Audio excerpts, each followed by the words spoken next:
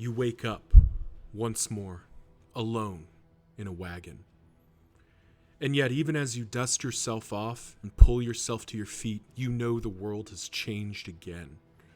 Making your way to that abandoned house, that final respite before the journey, you find yourself faced with a new confession, a new contract. You sign it. There's no point in going backwards. You've seen all that denial, resentment, and obsession have gotten you.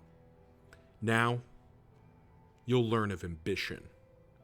You'll need companions, and you know your faithful team will be waiting at the crossroads. Hey, what's going on, everyone, and welcome to Darkest Dungeon 2. My name's Loki Oren, and we're in it to win it. Oh, thank you, tutorial. I definitely didn't know all this stuff. So yeah, very excited. It is May 8th. I am recording my first run of Darkest Dungeon 2 in the 1.0 patch. We are playing on Ambition. So far, I have not gone down the route of resetting my my profile because, to be honest, I kind of just want to focus on my quest. My quest is to beat a confession with every named hero composition. I'm sure at some point I'll do the achievement run where you beat all 5 confessions with the same team, but for now we still have a lot of unlocks to work on. So let's get into it. As is tradition, more devastating than the horrors of 100 campaigns. As is tradition, we're going to be taking out one of the unusual suspect formations. This is something I've been doing since the very beginning. I figure, why not start with the 4 original characters? And this formation is the Shuffle, which is really just swapping Dismas and Audrey. Well, Reed and Audrey. But let's go ahead and dive in to setting up our characters here. So, first of all, Paracelsus, the Plague Doctor, has Hard Noggin, but Off Guard. Off Guard sucks. We definitely don't want that. So, we could set Paracelsus up as a surgeon. She will have the opportunity to wield that knife a fair bit. I kind of want to run her as an alchemist, though. Yeah, let's run her as an alchemist. Really gonna just kind of lean into my comfort zone here, because I am going into this blind. So I'm going to focus on a formation that I'm quite familiar with. We do have Reed, our sharp shot highwayman, who we are going to... I'm going to have to do a little quick editing in the background to reset this, because I don't want to lose his memories.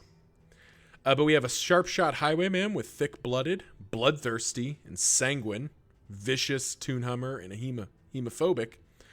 But I will be renaming Reed shortly. He's already set up the way I want him. We have Audrey, the Deadeye, who is an amateur weaponsmith, a shroud scrounger, and most importantly, a jinx. Very nice trait to have, especially when there's any AoE.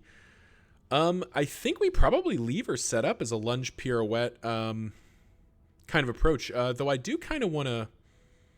Do I want to play with Glint in the Dark more?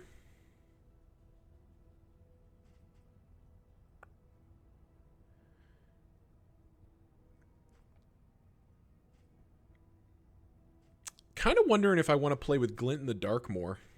We'll leave it for now.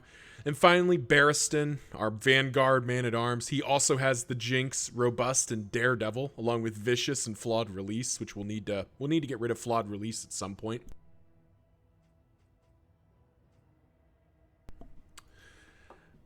But yeah, I think he's going to be set up pretty much how I want him as well. We'll probably swap in Hold the Line here. And yeah, let's get into it.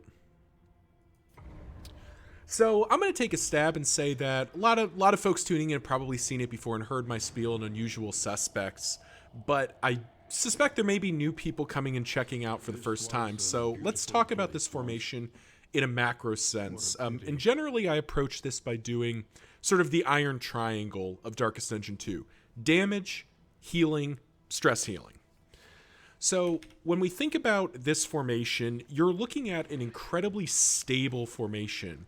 From a healing standpoint, you have who I personally think is the best healer in the game, Paracelsus. Harshly on the far side of the brook. Through a combination of battlefield medicine and indiscriminate science, she brings more than enough healing to the fight to keep the party alive. And because we are kind of locking her into the back rank as a kind of rank 4 character, we're really not going to have much trouble keeping her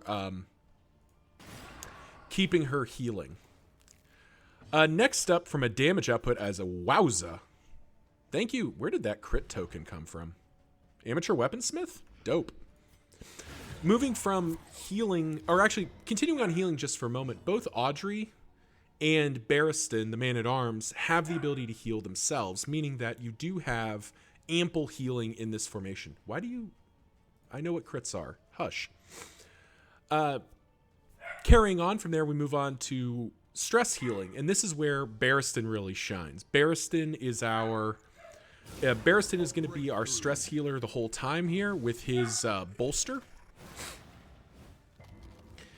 And that, I think, is going to be more than enough, assuming we don't have some kind of wild and wacky... But deadly all the same. Some kind of wild and wacky circumstance here.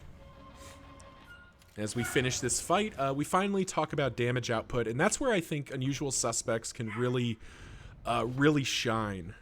Between the Man-at-Arms and Highwayman, who both have the opportunity to riposte, so you can swing multiple times in a round, Audrey and Paracelsus both bringing major blight, this formation really has the damage output to carry you through. And the shuffle, since I've really talked about Unusual Suspects, the shuffle is more of the same. The only real difference is that Audrey, because she's starting in the second rank, does have that pirouette option immediately, like you saw there, for some pretty big damage. You'll see in the bottom right here, I'm picking up achievements as I go. As I said, this is my save from Epic Games Store.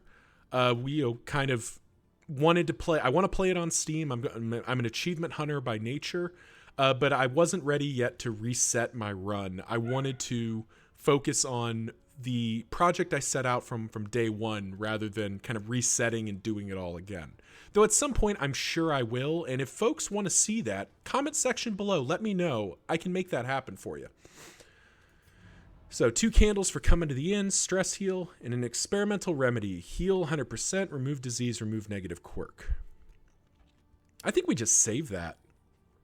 Let's figure out where we're going first. Forks in the road. Choose your path and ride out unbowed.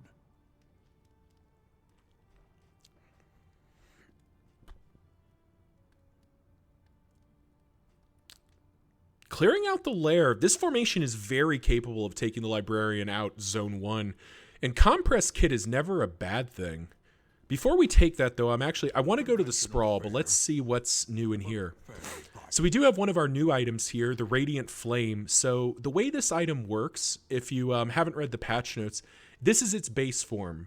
5% positive relationship chance, plus 33% damage, minus 25% flame drain.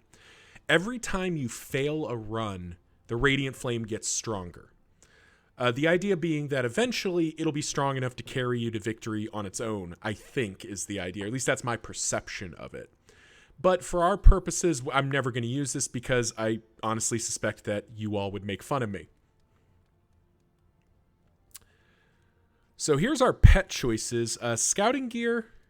I have heard from Rowan that looted baubles is pretty high value. So we could be going down the scouted gear line. But Carrion Eater, gain on killing blow of a corpse, heal 30%, get a block and a crit token.